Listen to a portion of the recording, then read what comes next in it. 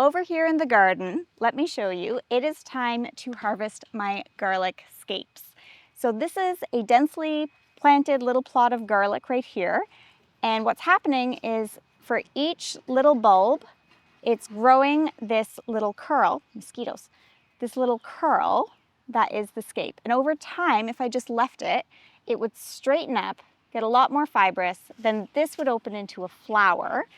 And you don't want that because then the plant is putting all of its energy into making seeds from that flower instead of putting the energy into making a nice big garlic bulb in the ground. So you want to cut this off about now. And right now when it's nice and pliable like this, it's also delicious to eat. So you get a second harvest. So I just follow it down to that first leaf right there. And then I make a little cut. And then you can use the whole scape like this. I also tend to cut off the flower bud right here just because I don't like the texture as much.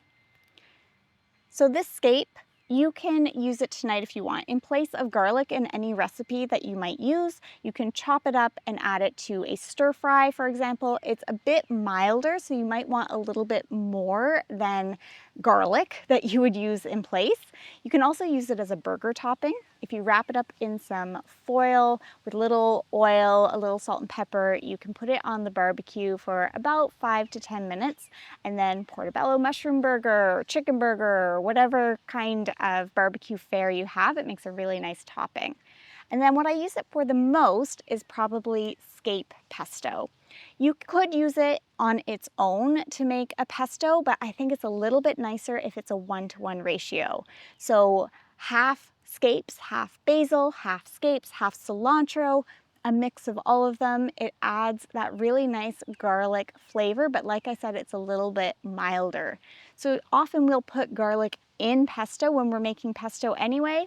Don't do that, just add a bunch of scapes. And then, bonus, you can freeze the pesto and use it as a pizza topping, and it's a great way to enjoy the greens from your garden year-round. So if you've got garlic in the garden, don't forget to harvest your garlic scapes for the health of your garlic bulbs, but also so that you can enjoy the scapes themselves.